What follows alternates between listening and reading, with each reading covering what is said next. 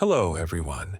Today, we're going to have one of the most important and potentially life-saving discussions about medical tests commonly prescribed for adults over 70. Tests that may actually do more harm than good, and that you have every right to question before agreeing to them.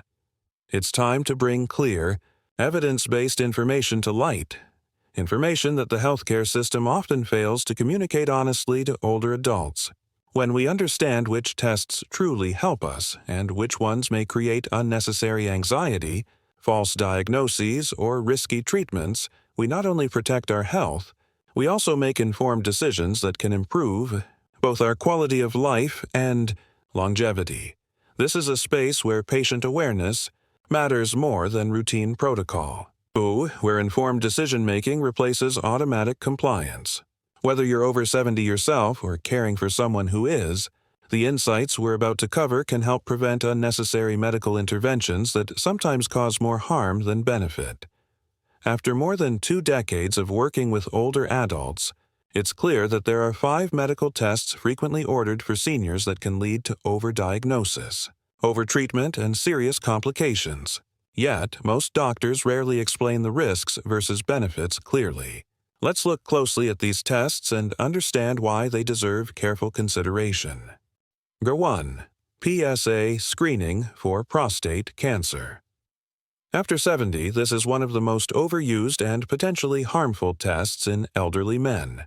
The U.S. Preventive Services Task Force advises against PSA screening after 70 because the harms outweigh the benefits. Prostate cancer in older men is usually slow-growing.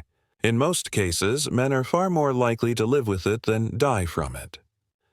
However, PSA testing often leads to unnecessary biopsies, procedures that can cause infections, bleeding, and significant discomfort. Many men then undergo aggressive treatments such as surgery or radiation, which may result in permanent incontinence or erectile dysfunction, even though the cancer might never have affected their life expectancy.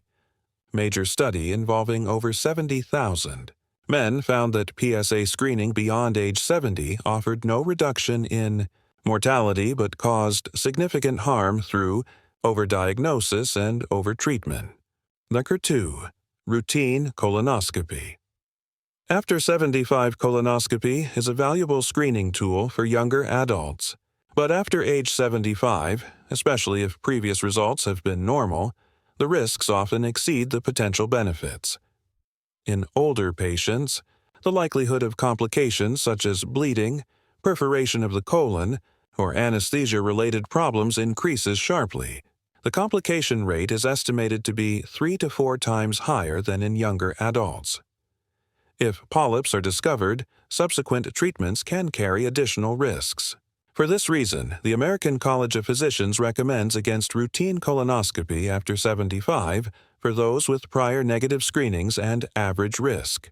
The chance of developing a life-threatening colon cancer after that age is very low, while the procedure's risks are considerably higher. Routine mammography.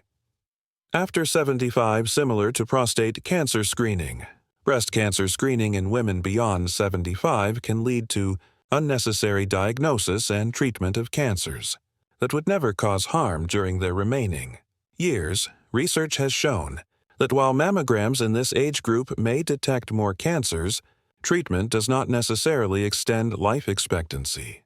Instead, it often leads to surgery, radiation, or chemotherapy. Interventions that can reduce quality of life without meaningful survival benefit. False positives also create emotional distress, and treatment of slow-growing cancers can lead to serious complications. For many women over 75, the risk-benefit balance simply does not favor routine screening. Number 4. Aggressive diabetes screening and tight glucose. Control diabetes management remains important at every age, but overly aggressive glucose control in frail seniors can be dangerous. Setting strict blood sugar targets, such as keeping HbA1c levels below 7.0, can cause episodes of severe low blood sugar, confusion, falls, and even hospitalization. Studies show that tight glucose control in elderly patients can actually increase the risk of death rather than prevent it. The American Diabetes Association now recommends more relaxed glucose targets, generally in the range of 7.5 to 8.5 for older adults with limited life expectancy. Individualized care is key. The goal should be maintaining safety and stability, not achieving numbers designed for much younger patients. 5. Routine cancer screening with CT scans or other imaging. Many doctors order CT or PET scans for older adults just to check for cancer. However, these scans expose patients to radiation and often reveal incidental findings, harmless abnormalities that trigger unnecessary follow-up tests, biopsies, or even surgeries. These additional procedures can cause real harm without improving survival.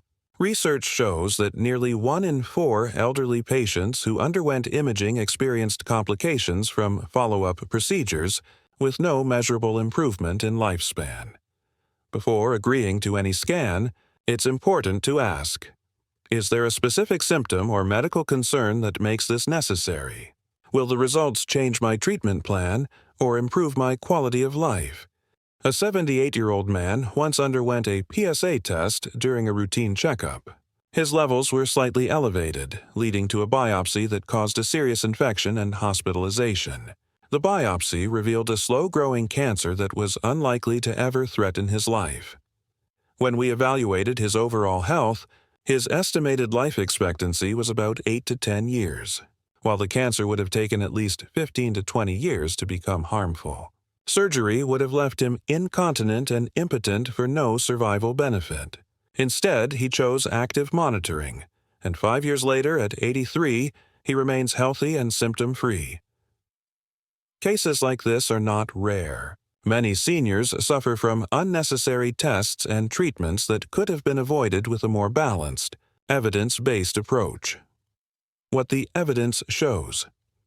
Most major medical organizations advise against routine cancer screening in adults over 75 with limited life expectancy, as the risks outweigh the potential benefits. Testing should be individualized based on overall health and expected lifespan, not simply chronological age. A healthy 75-year-old is not the same as a frail 75-year-old. The critical question is not, can we find disease? But, will finding and treating it improve quality or length of life? Often, the answer is no. Every patient has the right to decline a test, especially when evidence suggests it could cause harm. A doctor's recommendation is not an obligation. 3 essential questions to ask before any test. After 70, what is my realistic life expectancy based on my overall health? If it's less than 10 years, many cancer screenings may not be appropriate. If this test detects something, what treatments would follow? And what risks do they involve? If the treatments are aggressive or carry serious side effects, reconsider the need for testing. What does current medical evidence say about this test for people my age and health condition? Always ask for evidence, not assumptions or routine procedure. Taking control of your medical care means understanding that more testing doesn't always mean better health. True wellness after 70 depends on thoughtful, evidence-based choices, not automatic compliance with protocols designed for younger adults. Informed patients live not only longer, but better.